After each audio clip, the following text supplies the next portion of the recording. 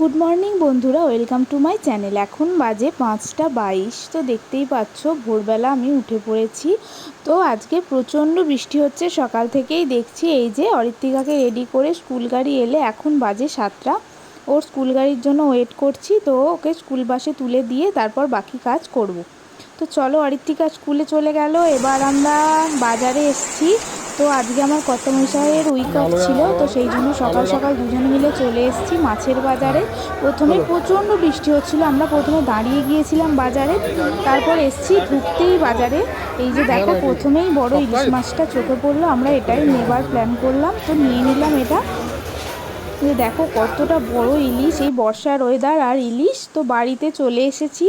এসে এই যে ছুটির দিনে আমাদের মানে একটা বড় কাজ থাকে, এই যে মাছের জল পাল্টানো। তো কর্তামশাই সেটা করে, তো করছে।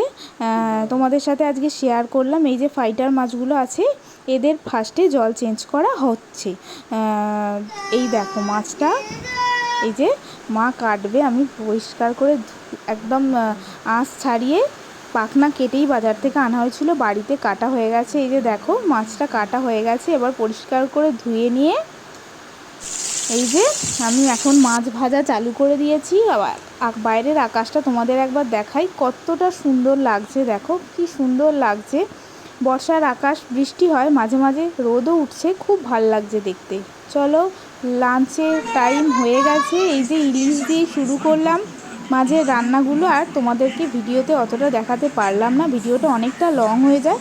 এই যে প্রথমেই আমি কর্তামশাইকে সাজিয়ে গুছিয়ে খাবার দিয়ে দিয়েছি। ভাত, নিম পাতা ভাজা দিয়ে আলু ভাতে মাখা, এমনি সাদা আলু ভাতে, মাছের তেল দিয়ে পেঁয়াজ দিয়ে বেগুন দিয়ে ভাজা, আর আছে ইলিশ মাছের ভাপা, আর আছে কচু চিংড়ি, আর আম কেটে নিয়েছিলাম। তারপর আমিও ভাত নিয়ে বসে পড়লাম।